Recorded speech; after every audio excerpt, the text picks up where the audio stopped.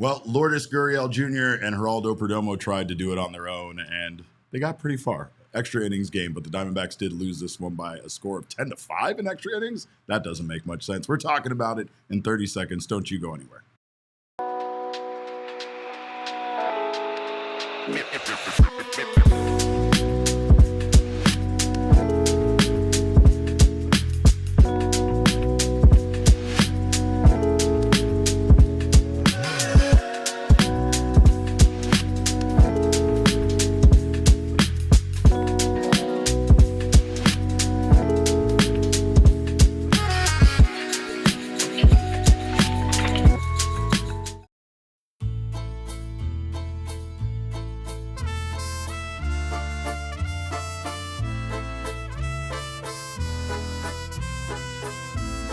Well, live from Studio K, you're not going to get a Johnny Venerable out of me. It's the PHNX D-Back show right here. And Studio K, presented by our friends at Circle K. It's your mayor, PHNX, occasionally known as Derek Montilla. I got the one, the only Danielle Cortez joining me tonight. I'm back, baby. After taking some beautiful pictures for us tonight out at the ballpark. I felt like your energy might have willed them to an 11-inning game, but unfortunately the Diamondbacks fall short. I don't want to say fall just short, because they end up kind of getting creamed here in 11 innings, but they did make this one exciting, losing this one to the Padres 10-5. Welcome in to you all. Glad to have you guys here. We got our guy Damon Dog on the ones and twos. He's not going to be very happy tonight. You know that, because this team came so close to taking 2 out of the first 2 games here in this series against the Padres, with some really, really special heroics by one Lourdes Gurriel Jr., but unfortunately they fall short. Here, the score still doesn't make any sense to me. It makes my brain malfunction. 10-5 in 11 innings. I got to get taller though, because I'm way too short sitting next to you right now. What a weird game, man. It really was. When's the last time you've seen a 10-5 game in not the 10th inning, the 11th inning? No, there was an extra innings game recently by 2 other teams, and it was the same thing where even though it was in extras, one team was beating the hell out of another team. And weird. It's so weird, especially when you have a chance to win the game in the 10th. Yeah, man, that one kind of hurt. Yeah, it absolutely did. The Diamondbacks had a chance to win in the 10th, not to mention the fact that there's other opportunities, including Jake McCarthy getting thrown out at home base, that definitely feel like those ended up coming back to bite the Diamondbacks, even though they did get on base first here in this game. But they now snapped their 3-game winning streak. They are 4-8 in extra innings games this year, and their record currently sits at 54-60. This was the longest game of the year for the Arizona Diamondbacks. Yeah, I'm glad it's the one I'm joining the postgame for, huh? We felt every minute of it. I feel like Petey on our Coyotes are like, oh, it's so late. Can we just wrap it up? Oh, like, yeah. No, I'm excited to be here. Yeah, no, it felt like it, huh? It did. It really felt like it. That was such a baseball game. Yeah. It was just so strange. It had every strange little bit to it. And it just felt like, we're looking up at like the 2.5 hour mark. It's like, oh, we're only in the 6th inning. Yeah, that alone was a regular 9-inning game felt like it would have been very long in this one. Yeah, no, it was a weird game. A lot happened, and then nothing happened, and then everything happened, and then it was just weird. Neither bullpen was very reliable, including Mason Miller. Lourdes Gurriel Jr. did make MLB history tonight, hitting the fastest pitch ever to be hit for a home run. It was 103.9 miles an hour, so basically 104 miles per hour. And that was Lourdes' 2nd home run of the night. But we got to get there first. And of course, the big thing about this was Lourdes and Geraldo kind of doing it on their own. Yeah. They didn't get much support offensively from the rest of their team, but it did feel like these 2 guys were almost trying to will this team to a victory tonight. It starts in the 1st inning with 2 outs. Geraldo Perdomo walks, and then Lourdes hits his first bomb of the night. That's a 2-run home run to put the Diamondbacks up 2-0. It was Gurriel's 13th of the season, went 404 feet, 105.6 exit velo, and then, of course, turns on the biggest one there, going in the 8th inning with 2 outs. Once again, Perdomo walks, and he gets on base for the 58th time since July 1st. He is now tied with Vladimir Guerrero Jr. for the most for getting on base the most over that span dating back to July 1st. But yeah, Perdomo again, he found a way to score early on in the game in the 4th inning where he kind of moved over on a wild pitch, scored on a wild pitch. Then here in this inning with Perdomo on base, Lourdes Gurriel Jr. hits another 2-run bomb to tie the game up at 5 and send it into extra innings eventually. But most impressive part about this is the fact that it was that insanely fast fastball. 104 miles. I mean, just watching Mason Miller pitch is something. I saw it. I was sitting there like right on the on deck circle. I saw it and I looked on my phone to like to see because I knew he was throwing flames, right? And I was like, I thought that was a tight 104, and he turned on it. Like I was telling Damon before the show, the fact that he pulled it. Yeah, 104 miles an hour is pretty crazy. No, that was a very Geraldo Perdomo game. 2 patient walks. Yeah, both home runs. Followed a super patient grinding Geraldo Perdomo 2-out walk. And then the double moving over on a wild pitch, scoring on another wild pitch. It was just it was a classic Geraldo Perdomo game. That's what he does. I mean, the Diamondbacks named Geraldo Perdomo their Heart and Hustle Award winner today. And that's like, I don't even know what that award really is. Yeah. It's just kind of a thing. I know that it does kind of cover like a guy that has like the intangibles in baseball typically, but it's also kind of like just a fan favorite award, right? Isn't it? It's basically. I told Noah earlier when they said that on the broadcast that it would be news if Jerry didn't win the Heart and Hustle Award. Who else is gonna win it? I mean, maybe Corbin. Upset of the year. I'm not saying that as like this team doesn't hustle, right? Like this is a hallmark of a Torey Lovullo team. They put in the work, they hustle, they play hard. But Geraldo Perdomo, he's different. He's built different. He is. I mean, like he's reached base safely now in 14 straight home games. And like I said, he's been on base now 58 times since July 1st, tied for the most in MLB with Vladimir Guerrero Jr., who also got on base 3 times tonight, and he's 2 ahead of Fernando Tatis Jr., who was also playing in this game. You might have heard of him as well. Who didn't get on base today. Took an 0 for 6. He didn't. And every time he was up, it felt like a threat. We had some big moments there. I mean, obviously the bullpen fell apart, but offensively, the big miss there is in the bottom of the second. Jake McCarthy gets on base with a leadoff triple, and the Snakes fail to score Jake McCarthy. He was thrown out at home attempting to score on a contact play. On a contact play? On a contact play. Alec Thomas ground out. I mean, Alec Thomas has been great lately, and I'm not going to besmirch the good name of our young king. But I will also say that Alec Thomas, I feel like, does have a high likelihood of hitting a soft ground out to the right side, which I feel like is just asking for that exact thing to happen. Yep. Fielder's choice. That's what happens. That's just, it's so frustrating. It is. I don't get it. Like, in the moment, I was like, this is going to end up being big for them. But then when the Padres went up by 5-3, and it felt like they were going to be fine, right? But or I felt like it wasn't really going to matter. But then again, this game goes to extra innings, so look how much it did matter. When you're playing against a good team like the Padres, right? They're in a playoff position. You got to take advantage of the runs when you can get it. Yeah, absolutely.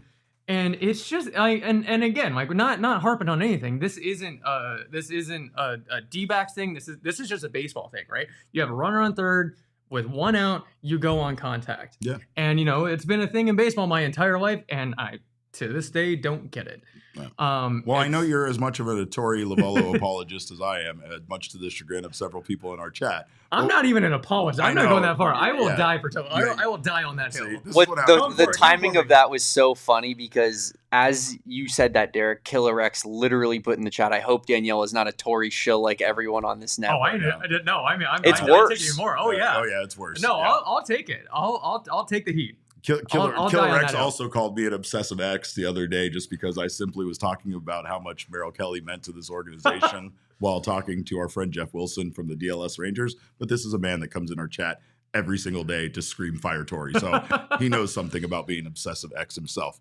What I will say, though, is that Tory definitely, it felt like he got outmanaged in this game because there were just little things that happened here and there, including in extra innings, right? And I'm not trying to make a dig, but putting Ketel Marte on first base, right? And then having, he didn't end up rolling, or he didn't end up getting into the double play, but setting up the double play there with the ghost runner of Corbin Carroll at second place was a very smart, like baseball manager move. You know what I mean? And there were just little things like that I will agree that that he got outmanaged tonight. I wouldn't call it out. Like, well, what, I mean, like sending Jake McCarthy there. Again, sending Jake McCarthy there. I mean, that might have been up to Jake to go, but it felt like a contact That's the play, contact right? play, and that's, I don't put that on the manager. That's just kind of what baseball does.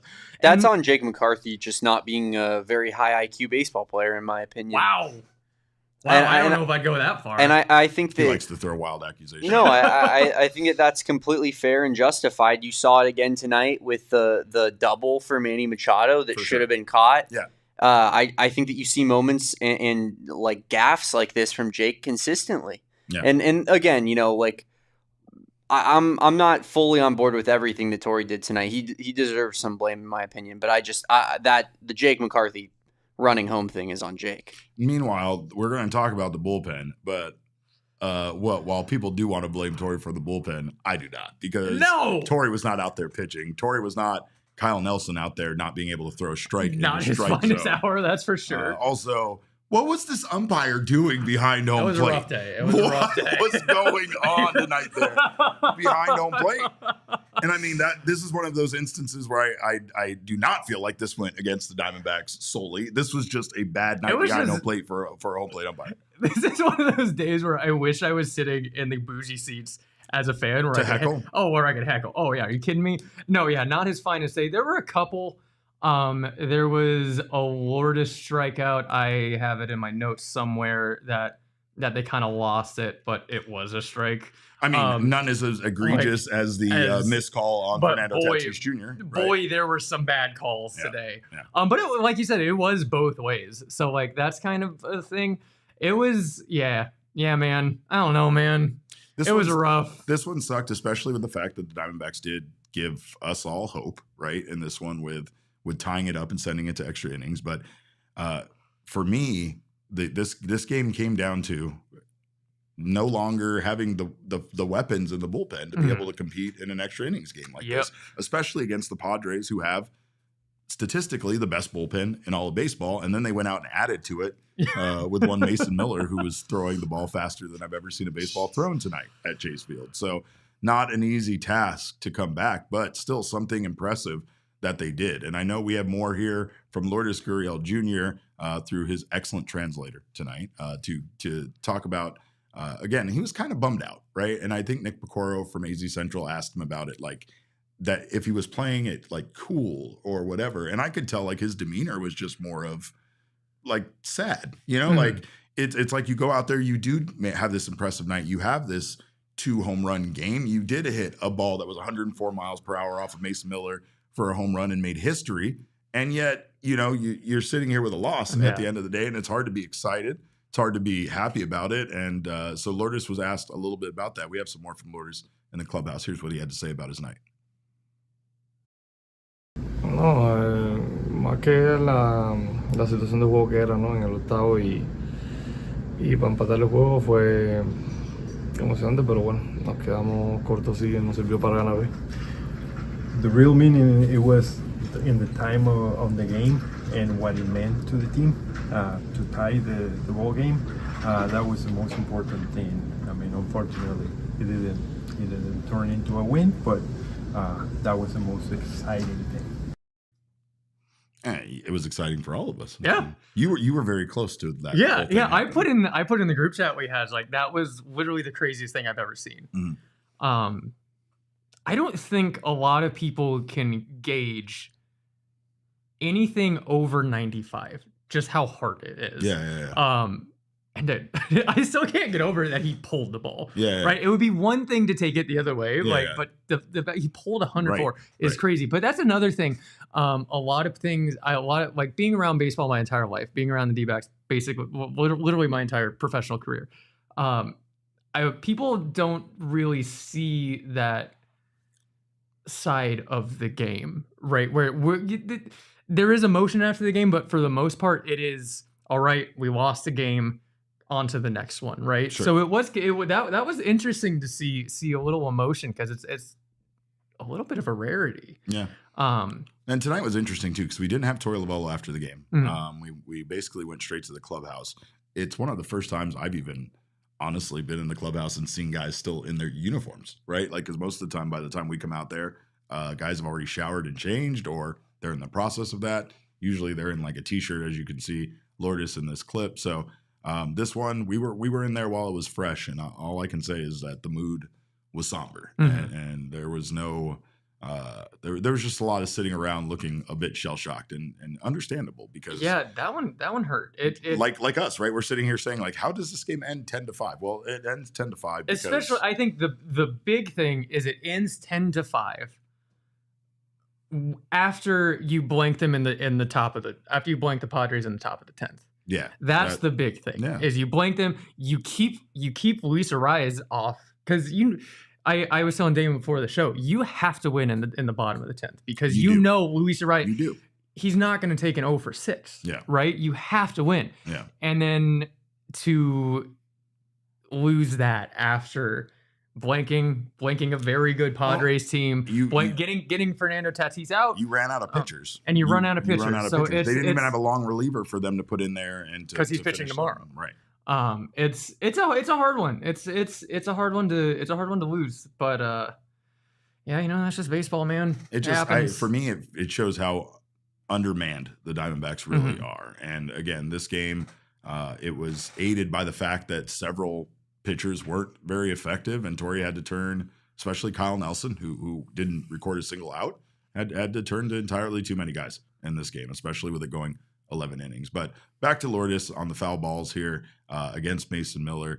Obviously, we know at times that hitters can get timed up well with those foul balls, and this isn't really anything new, but especially helpful when you're hitting a guy that's throwing 103, 104 mile per hour gas. This is what Lourdes had to say about utilizing those foul balls to get the timing down. Sí, eso puede pasar con él y con cualquiera, ¿verdad? Que cuando ya entra un poco en ritmo y puede conectarla así. Definitely. And not just on that at-bat, but on any at-bat in general. I mean, once you get an opportunity to do that, it will give you an advantage to time it better. It's also wild that Lourdes had such a big night when the Diamondbacks needed him so badly, considering he's kind of been in a drought here as far as home runs are concerned. Yeah.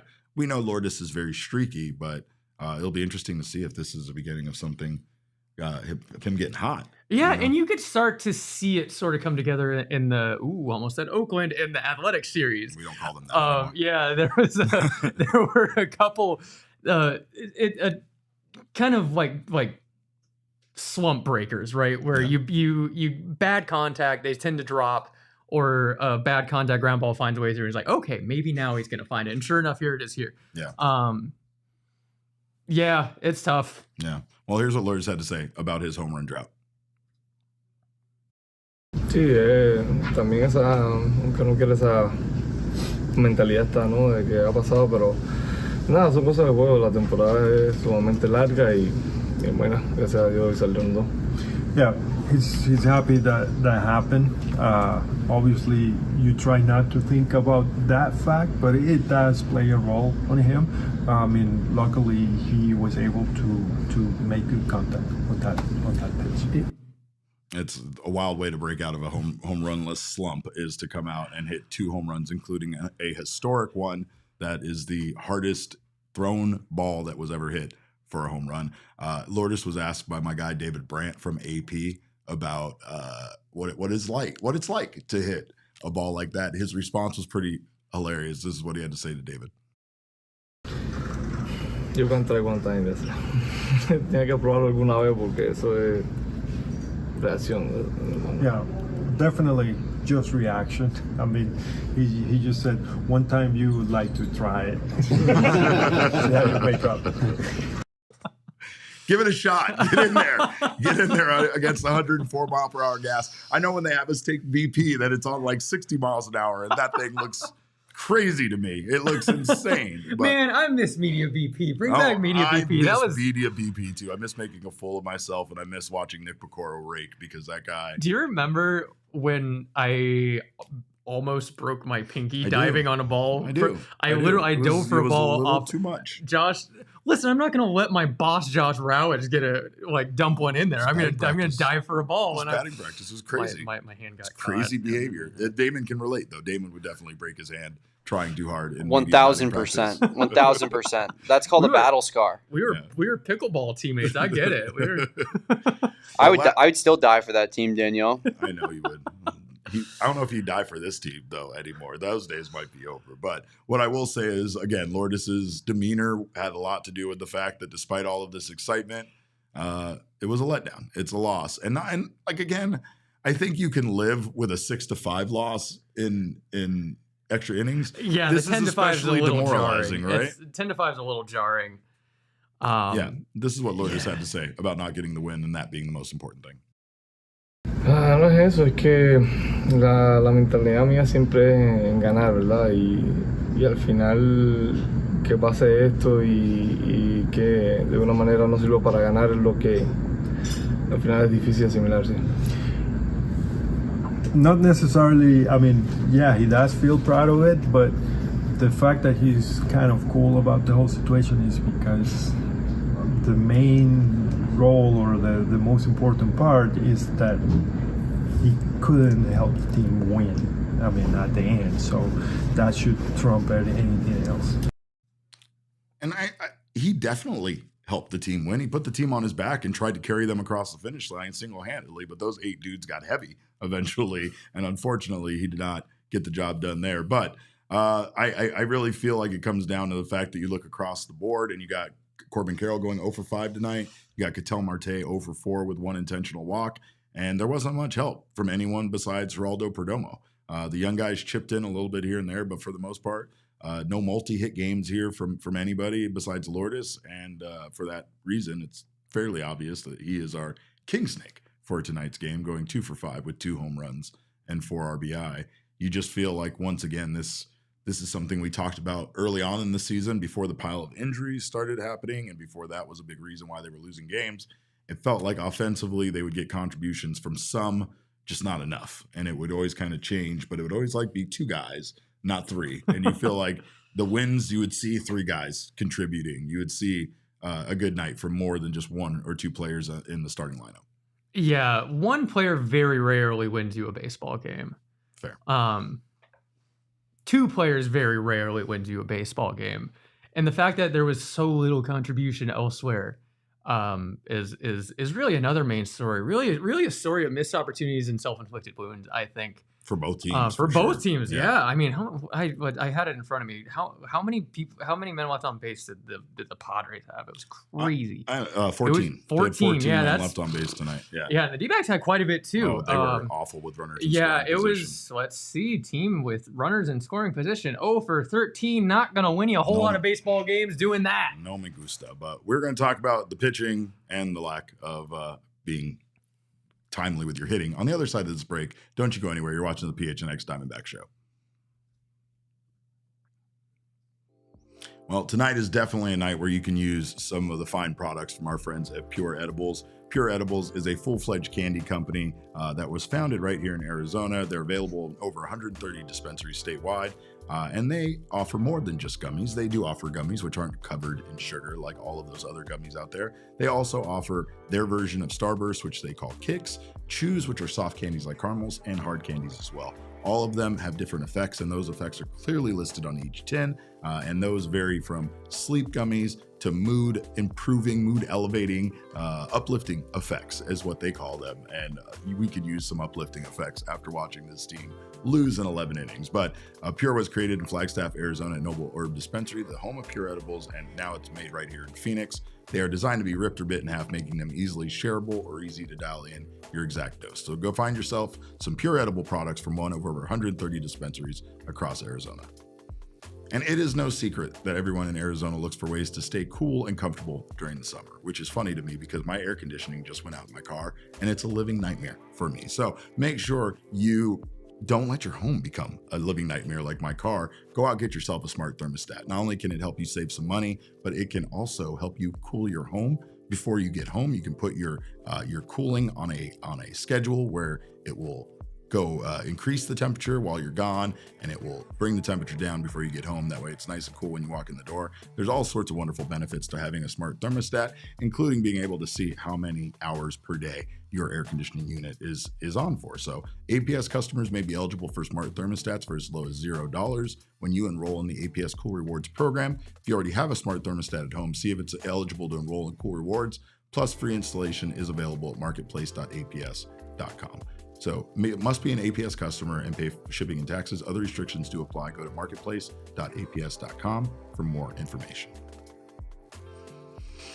Well, Nelly was pretty damn good for the Diamondbacks. Once again, not his finest outing by any stretch of the imagination. As he said himself after the game, he felt like he wasn't very efficient, and that caused him to not be able to go very deep in the game, but he still reached his highest pitch count of the year, getting up to 100 pitches. It really did feel, though, like if Nelly could have just got one more out, that maybe, just maybe, this game might have come around a little differently. But Nelly did bend but didn't break here against the Padres. He got knocked around in the second inning a little bit, gave up a solo home run to Xander Bogaerts to lead off the inning. Then Ramon Laureano, who fell just a home run shy of the cycle tonight, he tripled. Jake Cronenworth doubled, scoring Laureano to make it a 2-2 game. But after that, again, Nelson does what he does well, which he makes adjustments and he rebounds. He said he was very comfortable throwing his slider and his cutter tonight, which he threw his slider more than normal. He threw his four seam 60% of the time. He threw his slider 21% of the time, and he threw his cutter 14% of his outing. So again, a decent mix of pitches here, as you can see. He was keeping that four-seam fastball up. Very effective when he does that. You don't see too many below the belt, and that's something that Nelly does incredibly well. His line, he goes 5 2/3 innings, gives up 6 hits, 2 earned runs. He walked 2 and struck out 8. Should Torey have let him finish the 6th inning is the big question right now. He was at 100 pitches, which, again, is his highest pitch count of the season. He struck 2 guys out. Why don't you stick with him? At this point in the season, when you're really playing, let's be honest here. Let's look in the mirror. You're not playing for the playoffs. You're playing for next year. Sure. You're not going to push one of your younger guys that you're really counting on to step up next year to go over his pitch allotment, right? On this team? On this team. With this curse? Yeah. With a UCL and an elbow discomfort and a forearm tightness? No, we're not doing that. Well, yeah. So yeah. I get it. And we talk about pitch efficiency, and you take away that second inning, and he this is a solid, efficient game from him. You take away the second inning, right? And really, you're talking about a younger guy. Again, he's not super young anymore, but he still is a younger guy. He's still approaching his prime. That you're asking to be your guy right now, right? He is kind of the guy at this point. To face adversity, come back the way he did, and then you leave on a high note is really what you're looking for at this point. Totally. In the season. You don't want it to go to a disaster in that last out. And to be fair, a lot of innings seem to go sideways on the Diamondbacks after they've gotten the first 2 outs, which that inning did, right? So sure did. No surprise there. What the big surprise was is that the bullpen couldn't throw a strike. And God damn it, I don't know how I can say this, but I don't even care how good you are. I don't care if you get rocked for a home run. The idea of watching Ryne Nelson pitch in the game the way he did, and then watching Kyle Nelson, no relation, come into the game and immediately throw 12 balls and 3 strikes was ridiculous. Wasn't great. I mean, it was ridiculous, right? But almost the reverse immaculate inning. Yeah, it was like the yes hitter by Brandon Pfaadt. No inning, no outs recorded, 1 earned run. Look at this. And 2 of them were just a couple of 3-0 get me over strikes there. It was, not his finest hour.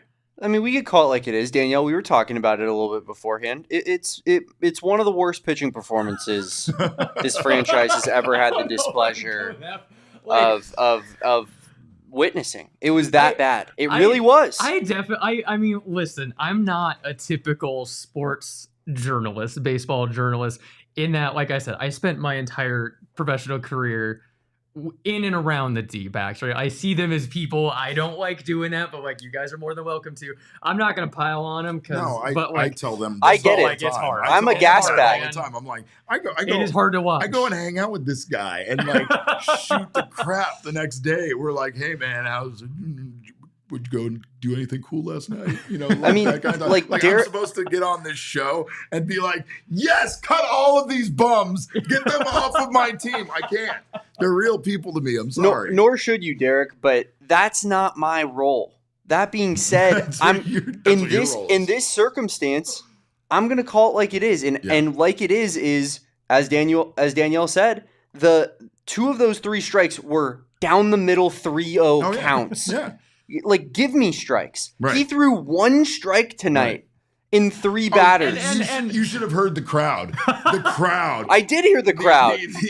The crowd. I was right along with them, Derek, sitting in my recliner. The sarcastic applause. Good job. You finally hit the strike zone. Oh, it was fantastic. The guy's just getting his second outing after injury. Like, well, then you bring in Hoff Daddy, aka Superbad, and I'm calling him that because he looks like Jonah Hill and he sounds like Michael Cera, right? So Superbad, Andrew Hoffman came into the game, and I don't think he deserved what he got. I don't think that he deserved That's such a bad to walk in a run. That's such a bad position. And it was we didn't grab this one, but you guys, plenty of you did on Twitter. The strike, the ball. For a call to Tatis was very much a strike. Again, also a reflection here of home plate umpire. Is it Sean Barber? Barber. By the way, when I saw him have a conversation with Tori, he looked like a very reasonable umpire. Didn't look like your typical like jerk with a big ego, right? I was like, this guy looks sensible. Boy, was I wrong because he wasn't sensible about his strike zone. I mean, I think you'd be surprised at how many bad umpires are good people. No, I don't want to know them.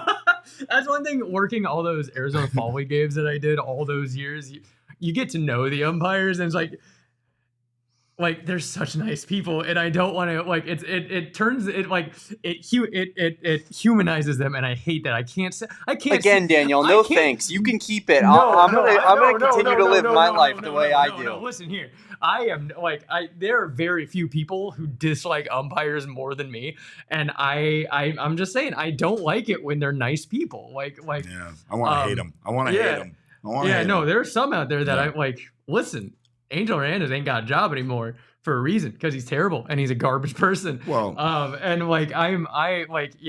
hate umpires. I'm not defending anybody. I do not like umpires. You are, but that's fine. What we're going to talk about though is it's fine to hate on Nelson right now. Threw 3 strikes, and again, it's like Kyle Nelson was one of those guys that I really wanted to see back on this team because I think he has been very good in the past. I think he will be good. I think tonight is just kind of a blip, but it's also just frustrating to see overall what the performances overall from this bullpen. It wasn't just Nelson. Kendall Graveman only recorded 1 out. He gave up 2 hits, 2 earned runs, 2 walks, and a strikeout. Probably the shining star once again of our bullpen. We're not going to give him King Snake again, but he probably deserves it. John Curtis. I was going to fight for it, man. I was ready to go to war with Derek for John Curtis. 0 up besides that. Just went out there and pitched for an inning and 2/3 and got outs. Just threw strikes. It's kind of wild because I do think at times how funny it is how most of us couldn't throw a ball into this little box, and yet when someone like Kyle Nelson can't do it, we're like, what is wrong with you? Speak for yourself, man. But I will say that this was just, again, this showed that you almost feel like you need the starters to be in there for 7 innings every single night in order to give this team a chance to win with the condition of this bullpen. There are some pieces that are coming together nicely. Saul Frank has been very good for this team. John Curtis is starting to come around. So far, I really, really like what we've seen out of Andrew Hoffman. But, when push came to shove and the Diamondbacks get into the extra innings in 10th and 11th, they have to turn to Jake Woodford. And again, I don't know if that is mismanagement by Torey, but he had to do his best to get the team to that point in order to try to win. And when he does get down there, all he has left essentially is Jake Woodford and Jalen Beeks. And quite frankly, I don't know if Jalen Beeks is still a pitcher on this team anymore because he's supposedly not injured, but he hasn't been coming in to pitch in baseball games. And he didn't tonight. He was the only reliever to not pitch in this one besides Kyle Backus. And Torrey said before the game he was not injured, but I do not believe him. I don't know why. But I would expect a roster move to be made by this team, if not one, maybe multiple, with the potential bullpen game in the finale, considering you got Descalfani going there. But again, Ryne Nelson was great, and we have more from Ryne. Here's what he had to say about his outing tonight. I think ran into a little bit of trouble there in the second, left some pitches over the middle of the plate, but other than that, I felt like the cutter slider felt really good today. A couple of them that I wasn't particularly happy about, but in general it felt pretty good. I feel like that's starting to free up some of the other stuff, being able to land some sliders in there for strikes and not be as predictable as it can get sometimes. And I feel like it allows the 2-strike fastball to play a little bit better. But like I said, it wasn't perfect, and there was still some stuff I'd like to clean up, and definitely try to be a little bit more efficient than I was tonight. But overall, I feel like progress is being made, and it's starting to kind of come together. I find it ironic that the two players that we have video of here are the two guys that helped this team win the most, and yet and they're the saddest. And they're the saddest, yeah. Like which happens, huh? Like when you're the one. Well, and I get it too, right? 5 2/3 innings, getting up to 100 pitches. There are things. If you are good at what you do, you have to find ways to improve, and that's definitely one of those ways to improve. If you take out that second inning, like you said, not only does it, does the score change, obviously, but you also have the fact that, you could probably go a little bit deeper, maybe get you into the 7th inning even. Yeah. And at that point, you have a much better chance to win with not having to turn to this cavalcade of arms that you're turning to in a game like this. But Ryne Nelson did talk about getting taken out at 100 pitches. This is what he had to say about his pitch count. Good. I mean, 100 pitches is by far the most that I've thrown this year, so it was good to extend the pitch count. I would have rather not gotten to 100 before the 6th inning, or as early as I did. Try to be a little bit more efficient. But yeah, body feels good. Glad I could extend it out there. Taking a step back to us talking about kind of getting to know them as people, it's been really cool to see Ryne Nelson become what he has become for this team, right? Because he is a guy that's always seemed like a very down-to-earth, humble guy. He's always been open to Torrey doing whatever he sees fit with him, whether it's keeping him on a shorter pitch count, putting him in the bullpen, asking him to come out of the bullpen and go back into the starting rotation. Last year, being the best pitcher for this team for a 2-month stretch. Like, Ryne Nelson has slowly become one of the most consistent, arms the Diamondbacks have, period. And I mean, that included Merrill Kelly and Zach Gallen and everybody else that they've had here. Almost like an afterthought on especially on that 2023 team, right? He felt like an afterthought, but he's always just been there. He's been a solid guy, been a solid person. He's always there. He never rocks the boat. And just really solid. So I'm honestly excited about Ryne Nelson. I'm a big Ryne Nelson fan. And Knights 23 says it best. He says, "We don't deserve Nelly. We really don't. We really don't." And I don't know where the Diamondbacks would be without him. No. You know what I mean? No. I love the point you made about him kind of just accepting his role at all opportunities and really just trying to make the most of it and helping this team win baseball games. Right. It's the anti-Rafael Devers, if you will. Is. And no matter what, they could ask Ryne Nelson to go back to playing shortstop, and he'd go do it. Well, he's a reliever on that playoff roster, and he had no problems, right? Turned in one of the best long relief appearances I've seen in the World Series, and he's just a solid pitcher, man. He's just a guy you want on your team. You also have the fact that just in general, he's a young guy, right? Yeah. And ever since he's come up, he is one of those names, one of those stories that I include when I'm talking about the fact that this team somehow is a good landing spot for young players, right? Even if we see them come back down to earth, young players have this kind of heroic, historic, entry into the Diamondbacks, universe, if you will. And like when I think back upon Ryne Nelson, I think about Dre Jameson. Both of them were just excellent when they got called up. You look at some of the other names. I mean, even Tyler Locklear, kind of is a prospect that the Diamondbacks were like, well, guess what? You're everyday first baseman now. And he's filled that role nicely, and he's had a couple of good games already, even though he's still the numbers, fairly young. Yeah, numbers aren't great on Locklear, but I've been impressed with what I've seen out of him. I like his at-bats a lot. I was telling Damon about this. Like, it's even, I don't know. You see some of the at-bats that Diamondbacks players have, and it's frustrating, right? Mm-hmm. You see a pop-up, one-pitch pop-up. You'll see them not take a lot of pitches. You won't see them drive the opposing pitcher when they're having a good game. You won't see them drive their pitch count up. Like, do something strategically to combat the situation that you're in. And it feels like when I see Tyler Locklear take his at-bats, he puts together good at-bats. He's patient. He takes a lot of pitches. You know what I mean? He does a good job. Yeah. But, and I'm a big hitting nerd. Love swing mechanics. I'm a big swing mechanics nerd. And man, he's impressive. Did you get a chance to see the ADC at bat? And did it frustrate you to no end to see ADC pretty much just? I mean, he had a guy at second base, right? You could take one of those outside pitches and you can try to dump it in for a single instead of trying to hit a home run, and that's how I felt about that. I try not to get on young players in a situation like that, right? It's when especially as a pinch hitter, you're thrown in there. Really cold. You're cold, and you get antsy. It just happens with young players, right? It's the same reason why not everybody can be a closer, right? True. It takes a special kind to be put in a high pressure situation. So it doesn't make it any less frustrating. But I young player, I do. And at this point in the season, again, take a step back. We're looking for progression now. You're watching the game a little different. Yes, you want to win, but you're looking for progression. Yeah.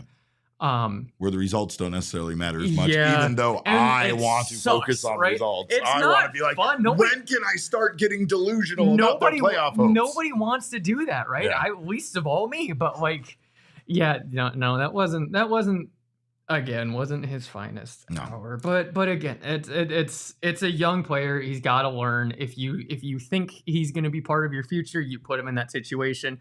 Get it out of your system, and hopefully next year or next time, not even next year, when you get to that situation, it is going to come in handy. To be fair, you could also say that about Corbin and Marte tonight, because both of them didn't seem like they were taking very good at bats. Didn't look like they were looking to just take what was given to them and try to get a hit. They were Cattell really swung out of his shoes. Oh my God. Night. You can't hit 3 home runs in one at bat. I wish somebody would really tell him that. But Jake Woodford, he was another guy that had a rough night, even though his first inning of work was great. He did a great job in the 10th inning of not letting a run score by the Padres. Like you said, the Diamondbacks really needed to win it in the bottom of the 10th. They did not, and the 11th was the opposite of the 10th for Jake Woodford.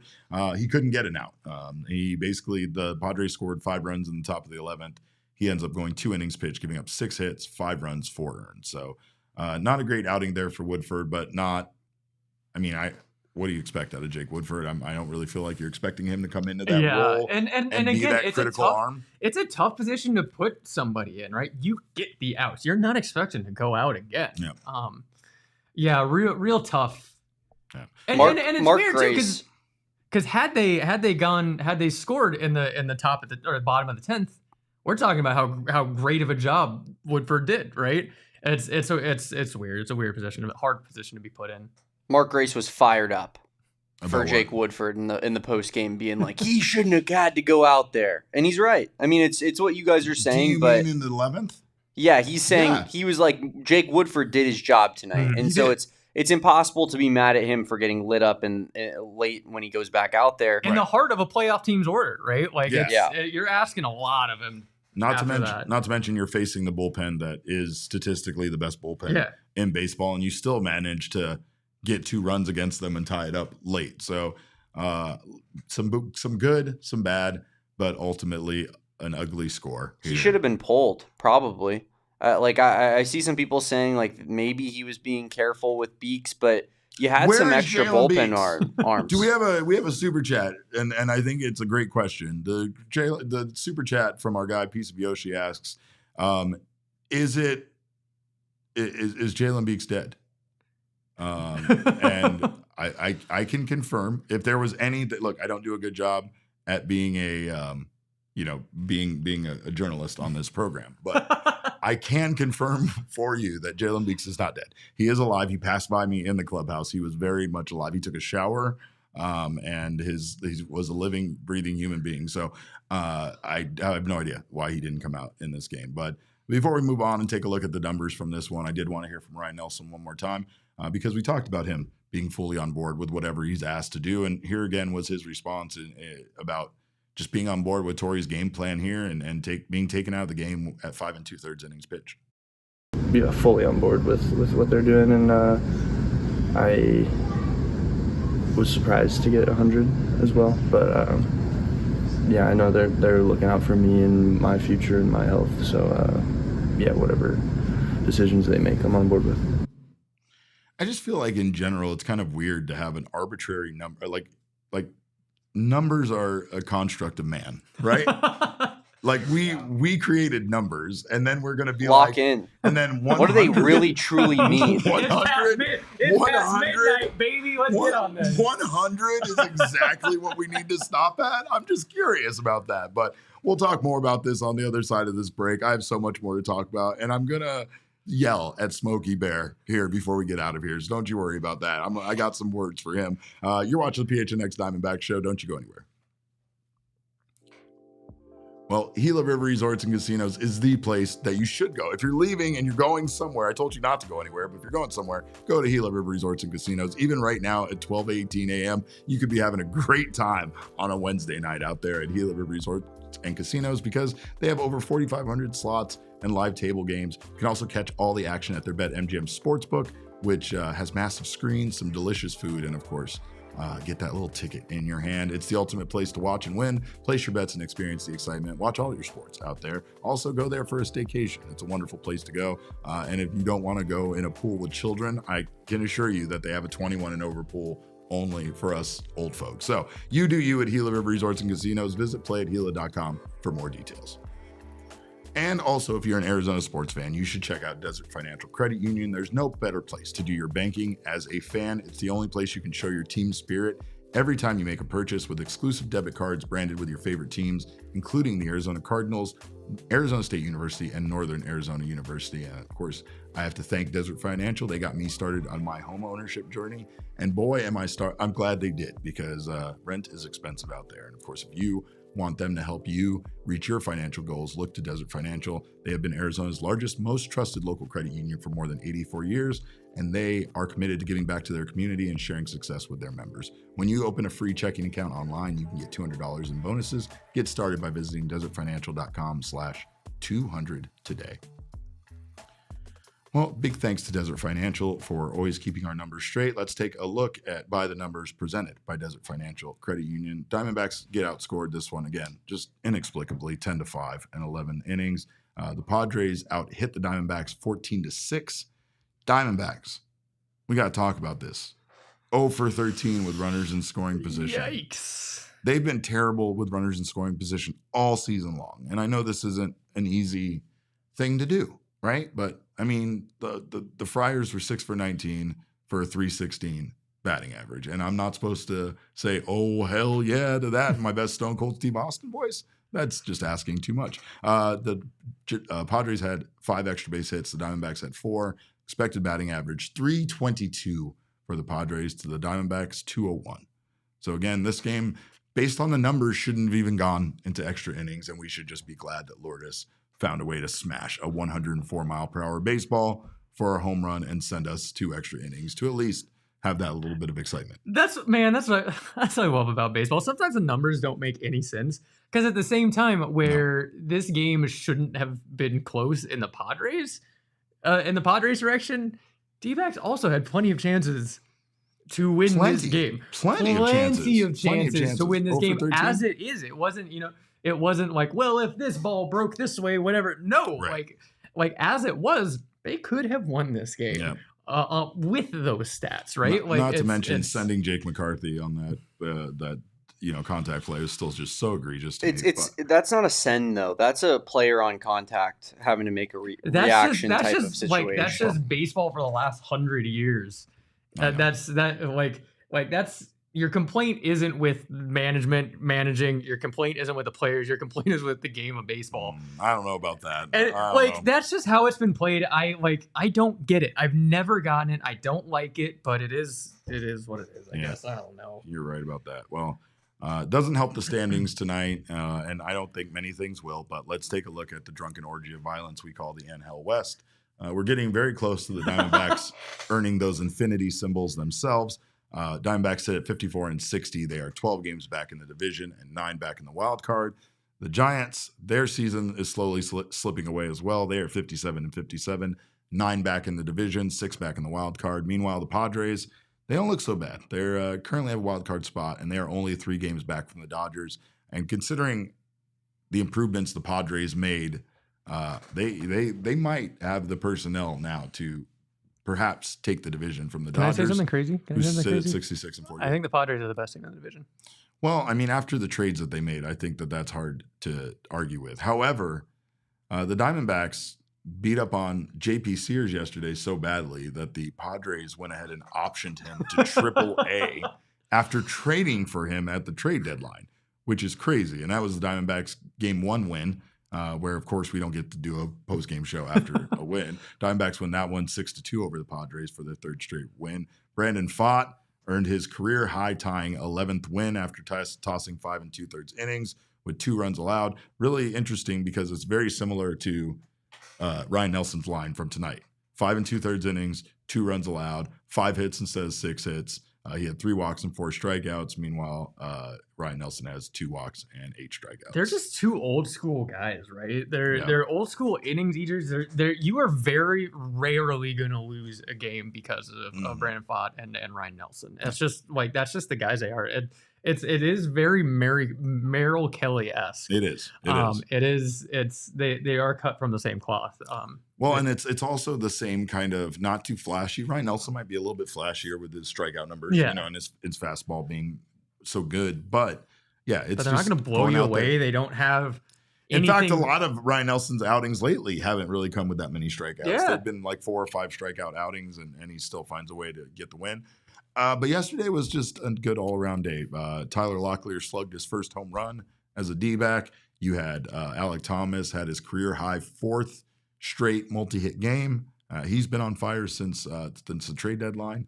And Andrew Hoffman, Superbad, came in and made his D-backs debut with 1 1/3 innings pitched. That was spiritual. Innings, 2 strikeouts. That was spiritual yesterday from Andrew Hoffman. It really was. And that's why next level. I feel bad about that call tonight because, who knows what happens in that 3-2 count. Andrew Hoffman might still be untouchable right now when it comes to. I would love to know what he throws in that 3-2 count. Yeah, 100%. He was unreal last night. That changeup, it's like a different funky type of changeup that I'd never heard of before that he throws. That when he painted that on the corner, oh my God, very Derek. good. I'm doing full, amen prayer hands over here. Watching Andrew Hoffman pitch. He also is a very baby-faced young man, and he makes me feel very, very old. Very old. I just have to point that out. But a lot of people do. You both make me feel old, so that's nothing new, especially you. You make me feel especially old. But what we're going to do is we're going to take one last break real fast. And then, like I said, when we come back, I have to yell at Smokey the Bear. And I feel like I'm in the right here. I really do. But we're going to take a quick 2-minute break. We'll be right back. You're watching the PHNX Diamondbacks show. Well, Circle K is America's thirst stop, and it's a great place to go drown your sorrows in a big old soda, a big old Polar Pop. Get yourself a Froster. Get yourself a Tornado. Let me tell you, all of these things can help make a loss like this be a little easier. And if you join the Inner Circle, you'll save some money in doing so. It's a free membership program. It's easy to download and get enrolled. All you got to do is use your phone number to score Circle K deals. It's that easy.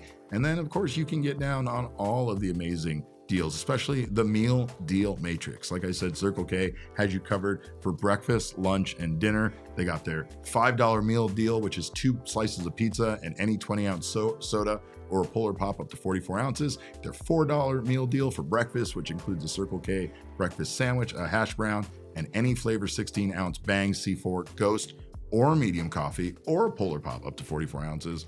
And then last but not least, maybe a little midnight snack, hot dog or Tornado here for a $3 meal deal. select Frito-Lay's chips, and a Polar Pop up to 44 ounces. Do not miss any of this. Join the Inner Circle for free by downloading the Circle K app today. You'll save on gas immediately, and you'll get 5 Polar Pops for free. Terms and conditions do apply at participating locations. Visit CircleK.com for details.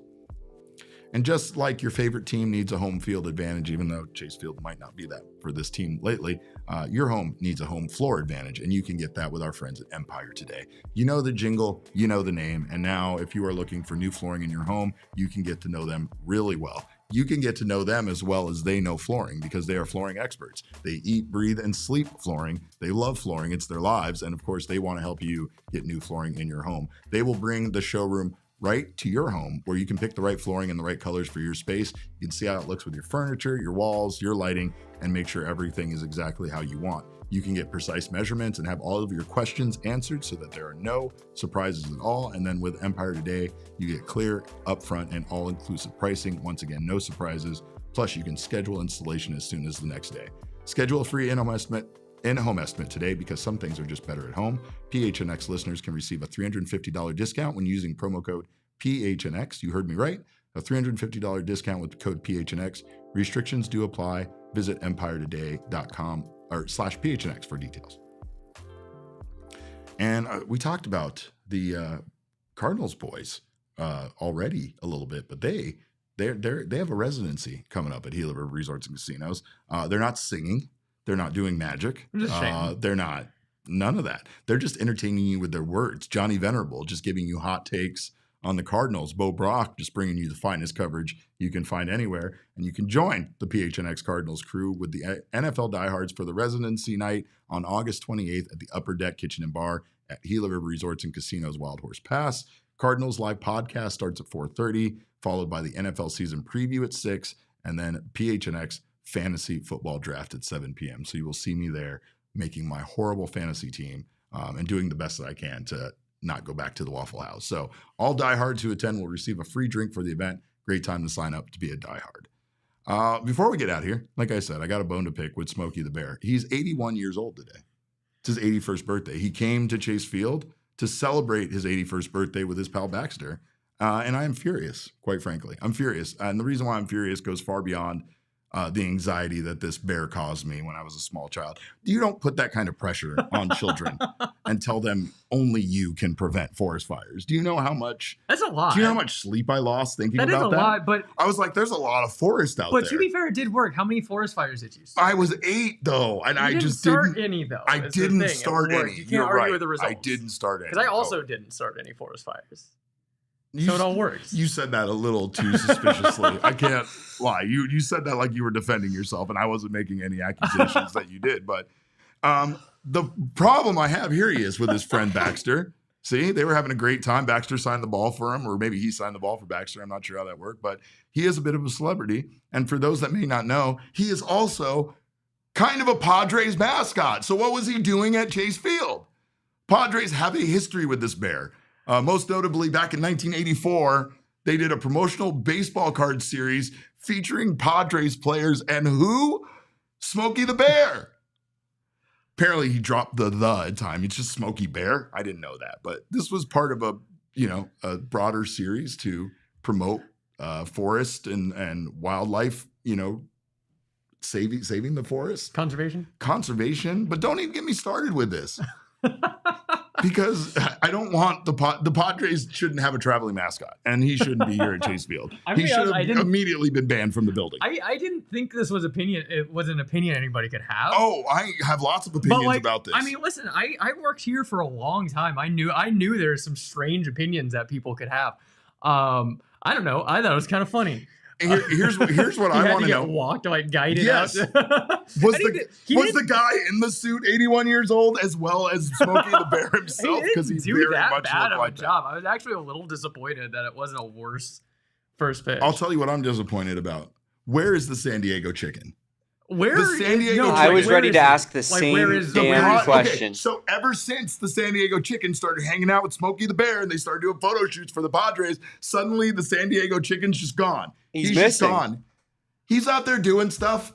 Apparently he tried to win Comic-Con one year and they took the award away from him because he's obviously a professional. But more importantly, he's locked in a box somewhere. He is an icon. The San Diego Chicken's an icon. How have we lost this icon?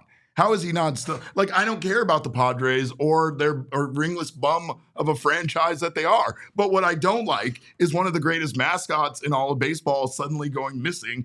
And now we just have this creep, the Friar, the swinging Friar, just hanging out back behind the backstop, just peering at baseball players. Not to mention his name's the Swinging Friar, which leaves a lot of questions to be asked. But what? Where the hell is this chicken? I want to know where the San Diego Chicken is. I'm furious. Okay, you guys want to know?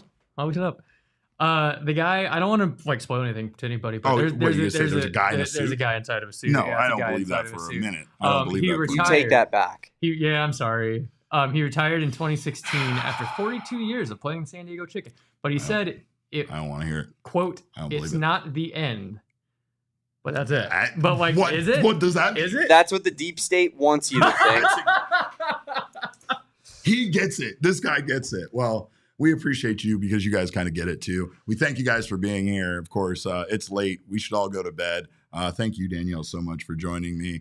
She doesn't want you to follow her on Twitter, so we don't use that website anymore. But where do you want people to see your work? Instagram. You want to see my shots from today? Yeah, that's right. There's some beautiful shots from today. At Danny Shoots Sports on Instagram. Awesome. That's kind of my only social media right now. That sounds very nice. I wish I only had one social media. I kind of hopefully this isn't the end. Hopefully you'll have me back. I will definitely have you back. Thank you so much for your wonderful pictures, like I said, and for joining me and talking ball. I'm at Cap_Caveman with a K. You know this guy is at Damon Dog with a DAWG. We are all Damon's dogs. Bark, bark. Woof, woof. There you go. I'll take a woof, woof too. Our show is at PHNX_DBacks, but as always, all roads lead to at PHNX_sports on Twitter, Instagram, and Facebook. We thank you guys so much for your time. We will see you back here tomorrow with another post-game show, so make sure to join us for that. 6:40 start, no getaway game this time, so make sure to keep that penciled in. But we appreciate you guys' time. Thank you again for joining us. And remember, kids, baseball is fun, but it's so much more fun when you have a full bullpen to deal with a game like this. We all silly like the mayor.